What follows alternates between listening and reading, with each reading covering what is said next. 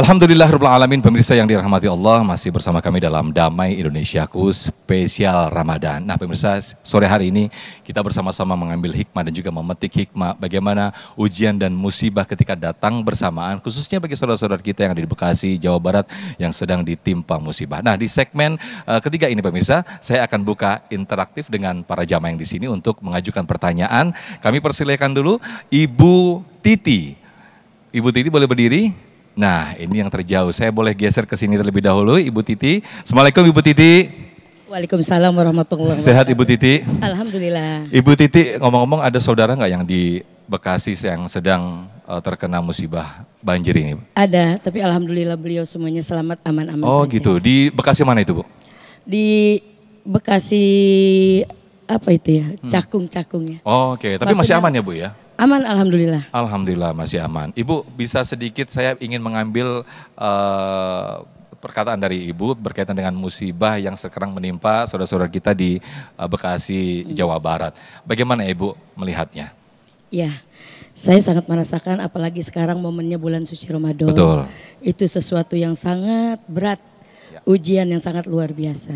Tapi mudah-mudahan ini adalah tamparan untuk kita semua, khususnya orang-orang yang beriman. Semoga ini menjadi pembelajaran dan introspeksi diri. Sejauh mana kedekatan kita kepada Allah Subhanahu wa Ta'ala, dan sejauh mana rasa syukur kita yang selama ini Allah berikan nikmat yang sangat luar biasa. Masya Allah, ini quotes yang sangat menarik, tamparan dan juga introspeksi bagi kita, khususnya bagi orang beriman. Ketika kita meyakini bahwa ini adalah ujian, ini justru introspeksi. Apakah kita, jangan-jangan kita kurang mendekat lagi kepada Allah Subhanahu wa Ta'ala. Begitu ya Bu ya, Masya Allah. Silakan Ibu boleh mengajukan pertanyaan, nanti akan dijawab oleh guru kita Kiai Haji Abdul Wahab. Fadal. Baik, Assalamualaikum warahmatullahi wabarakatuh. Saya Titi Zainal, Ketua BKMT Kota Tangerang. Saya ingin bertanya kepada Ustadz Solmed. Beliau adalah, saya udah lama. Saya. Oh ya udah Ustadz Solmed dulu deh yang jawab. Tak berjumpa. Masya Allah. Udah sama sih warnanya, biru putih ya kan. Iya. Kayak janjian ya. Iya. BKMT emang begitu. BKMT ya.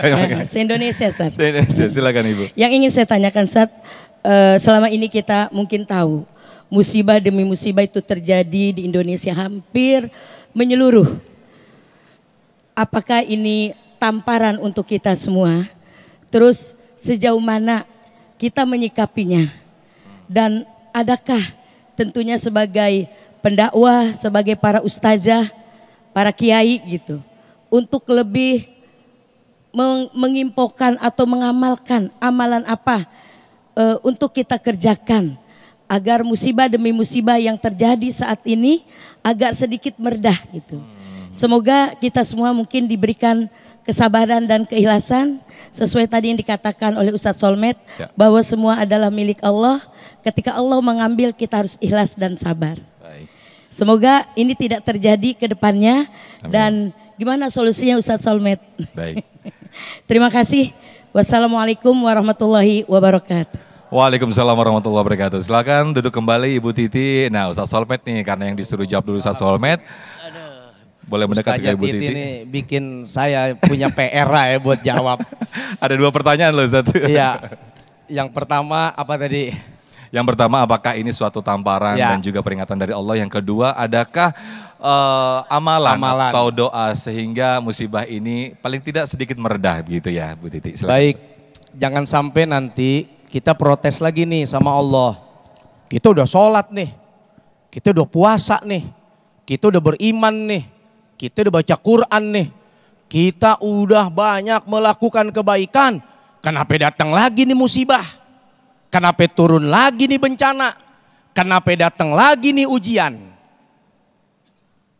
Asyaddul bala al-anbiya. Ini yang pertama kita mesti ingat. Seberat-beratnya musibah, ujian itu dirasakan oleh para nabi.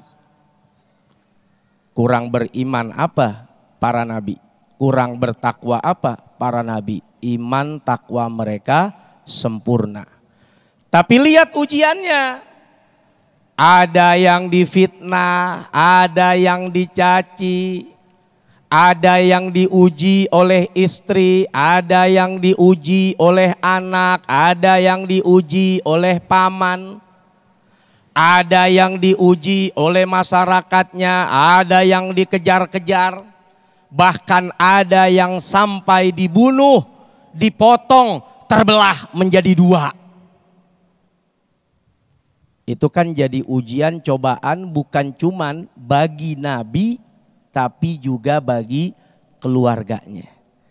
Maka yang pertama, mudah-mudahan Ustazah, mudah-mudahan Pak, musibah yang ada di Indonesia semoga liraf'id darajah, Allah ingin angkat derajat kita semua. Amin.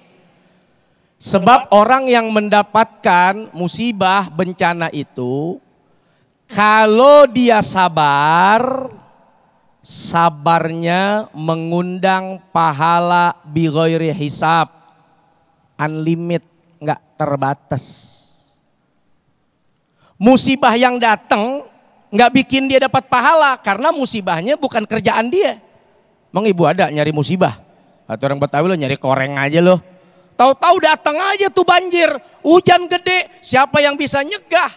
Datangnya musibah itu tidak mengundang pahala, tapi sabar kita itu yang mengundang pahala. Bahkan di dalam tafsir Jalalain bukan cuman begitu. Sekalipun seseorang dia tidak bersabar atas musibahnya, musibah yang datang jadi penggugur dosa. Bayangin dah. Dia sabar dapat dua. Satu, apa tadi? Pahalanya unlimited. Plus dosanya diampunin. Tapi kalau dia kurang sabar, Allah nggak tinggalin begitu aja kebaikan atas musibah yang didapat.